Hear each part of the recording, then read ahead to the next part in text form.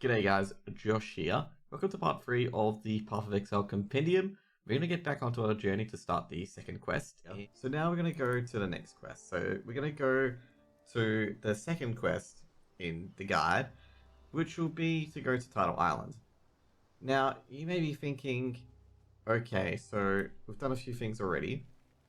We've obviously got, this is how you identify stuff, by the way, guys, is by right-clicking these things, and you identify things. Now, I'm also getting hit by a mob, but we're just getting all of this on. You can also dual wield weapons as well, so if you've got a second weapon, you can also put that on too. So we're gonna just kill a few mobs. I may just speed this up or just edit this out, and then we go straight to Tidal Island. So on our way to Tidal Island, we're gonna be obviously killing a few mobs here and there. I'm gonna actually mention one thing in detail as well, is that you can press tab to get this mini map like this. And also the right tab here, which is that you can level up your gems. So whenever your gems hit a level, so if you want to look into your character quickly as well, your gems have an EXP bar, and when your gems hit the EXP level, they can be leveled up into the next rank, which does more damage, and sometimes increases the radius of the ability as well. Now with the increased ability as well, it does a bit more damage. As you can see here, it did a little bit more damage. It did in fact 3/4 of the HP of the zombie, and almost one-shots the spiders as well. So, with that, we are basically going to keep spamming Fireball. You can see here, also our Arcane Support Gem is also leveled up, which means it will provide further support, which generally means that the mana costs generally go down, and the damage bonus that it provides goes up. So that is actually a very, very good, change with the Thing Gem. But anyways, guys, we're going to go quickly straight to Tidal Island. I know I said we'll get to Tidal Island before, but one thing you guys want to do as well is I mentioned it in the page as well before we did anything in particular. I mentioned in the options menu you want to get a item filter. I recommend Never Sinks item filter, especially number 3 strict, or you can do semi-strict. The main reason why you want to do this is that you want to be able to filter out certain drops which you can hold Alt with that are not efficient or not good for your class. So here we are at Tidal Island. So this way is the mud flats, okay? But this way is the Tidal Island. So the waypoint for the coast is in between Tidal Island and the mud flats. Now we're going to go to Tidal Island, where we're going to be traveling for a medicine chest for Bestel. Now basically the medicine chest is generally to the bottom right. So what we're going to be doing here is we're just going to be killing some mobs to get some passive level ups. We actually leveled up to level 3 while we're getting towards here, and then after that we'll get the thing onto the ground basically. Now these are what you call champion mobs. So the champion mobs have one affix. So you can see here the affix is extra life, which can be a bit frustrating, especially if it's grouped with other affixes. But generally blue affixes only have one mob, and we're going to deal with these cannibals here and there.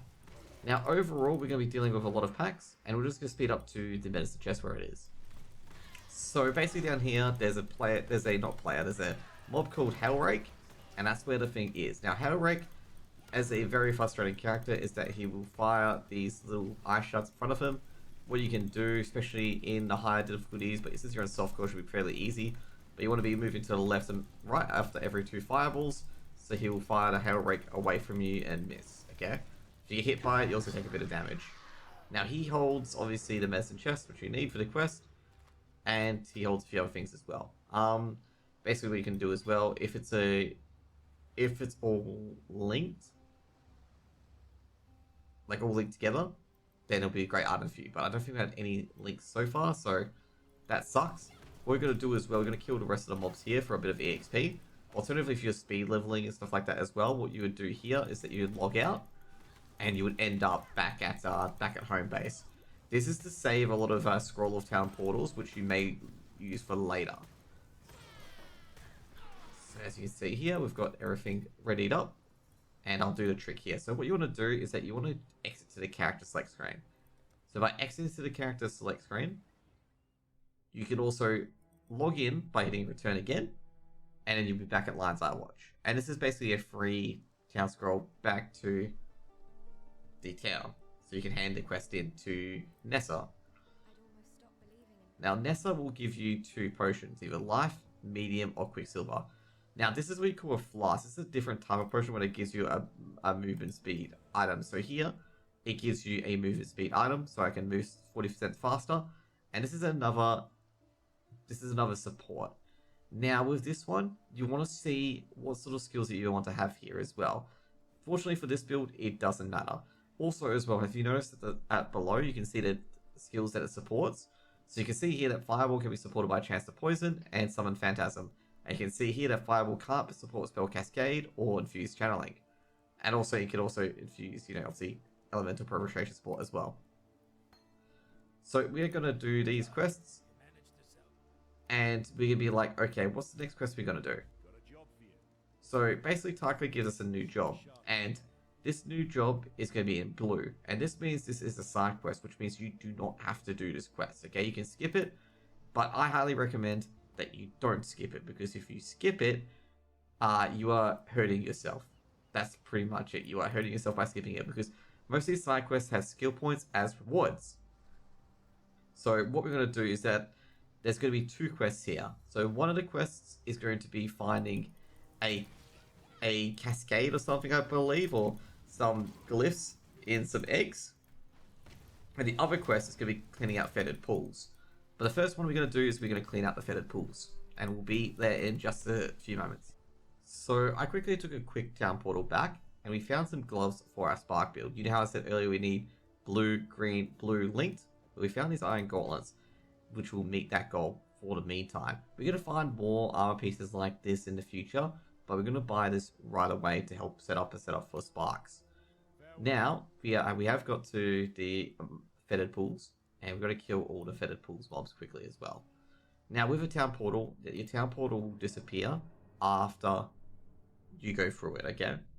So make sure in team play that you are the last one to go through it. Anyways, this quest is to kill the fetid pools, so pretty much you go in here, and you just basically kill every mob. Okay, there's nothing too special for it.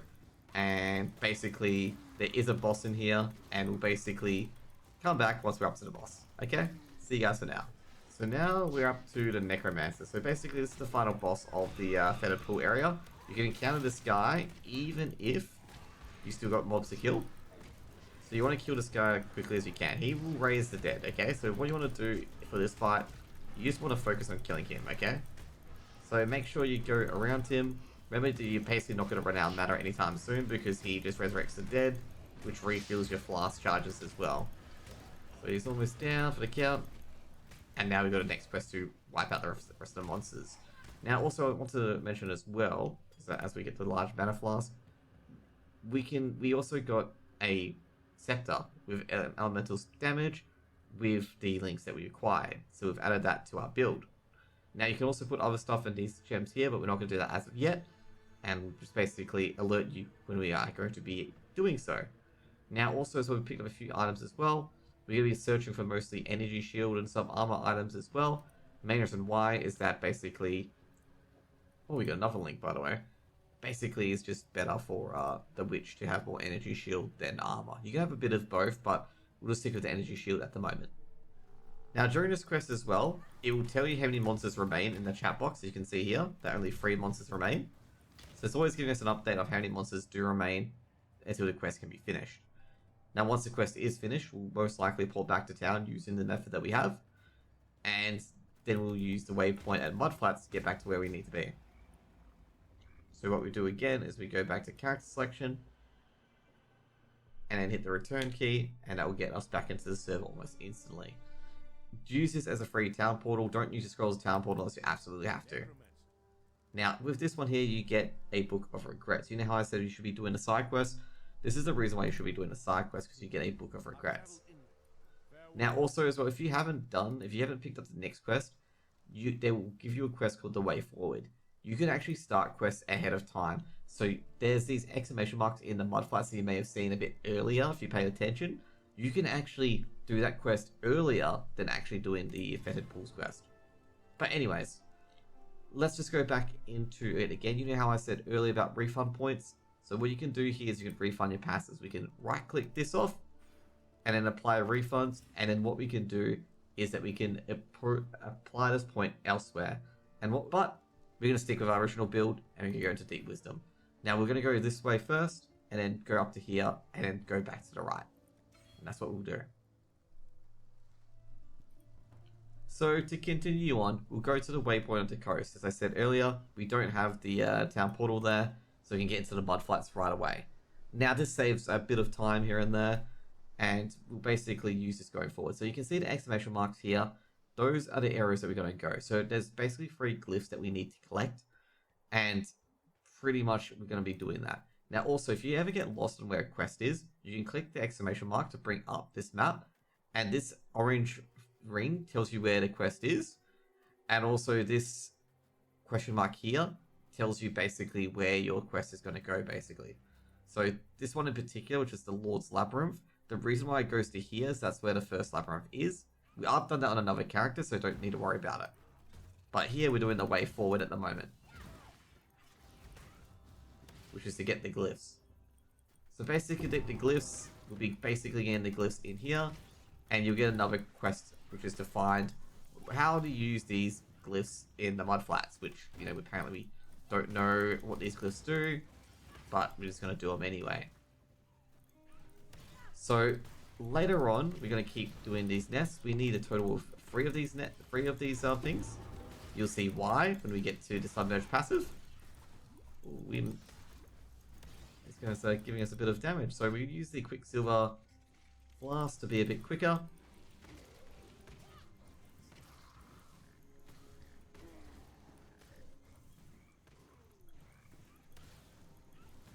So you can see here the way forward, it's now changed to find how we get, you know, how do we get this, okay? So you're also getting a few rings as well. So you're getting a few rings and a few amulets that you do definitely want to pick up in the meantime, because more gear slots is good for you. You can see here I'm just backing back and forth and just making sure that I don't get hit by these guys. These guys actually hit quite hard.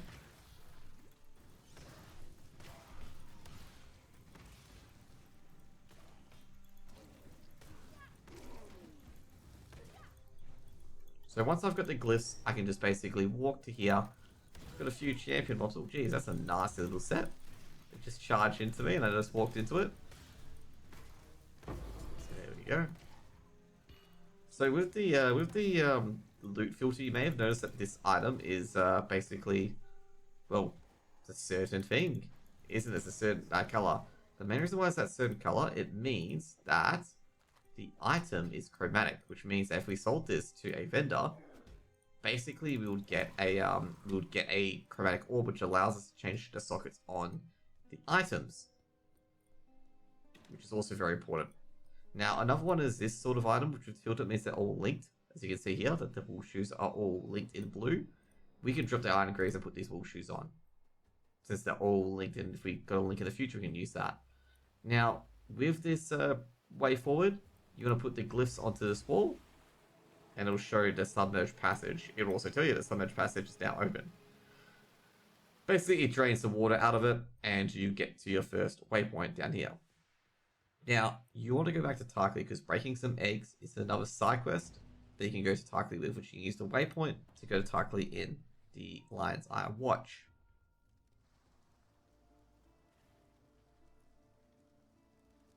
So now Tarkleigh will give you your reward, and he'll give you a side quest. Now, I believe this reward will come with Frostbomb, which you can use as a thing, and it comes with Orb of Storms. Now, Orb of Storms is actually very good for a Spark build, so you want to pick up Orb of Storms here. Okay? And you also get Frostblink, okay? Frostblink is going to be a temporary skill until you get Flame Dash, okay? So Frostblink is a movement skill that you want to put in any of the blue gems, okay? And then you got Orb of Storms as well, which you can put in any of the blue gems as well. So Orb of Storms will basically put a orb down, and anytime you deal lightning damage, it will hit anyone in it, doing a bit of damage. Now we can probably put Elemental Parachute into this as well, as basically it will increase its ability to shock. So we'll put that in there as well. Now, what we're going to do as well is that I believe at this point, now you can purchase all the gems that you've either got or got from a quest, or any other classes have got from a quest. So you can see here, you can see various different gems that you can get, okay, from your quest or as a witch. Now, in particular, what we want is Spark, okay, because that's our build. We want Spark. So we'll put Spark into this. We'll put Arcane Surge into this. And we'll be looking for Pierce as well, but I believe Pierce is not available yet. So Pierce is also very, very important because Pierce allows Spark to go through things, okay? That's very, very important. Anyways, thank you guys for part number 3. This is also very important as well that you can also buy all your gems off Nessa after you finish breaking some eggs. And yeah, hope to see you guys along for more parts of part 3 of Compendium. Have a good one, guys. See ya. G'day guys, Josh here. Hope you enjoyed my video. If you liked the video, press like. If you want to leave a comment to help us out, leave a comment below. And if you enjoy all our content so much, subscribe to our channel. Every comment, every like, every subscription is incredibly helpful to help me do this content more. Thank you guys, and hope you guys have a good one.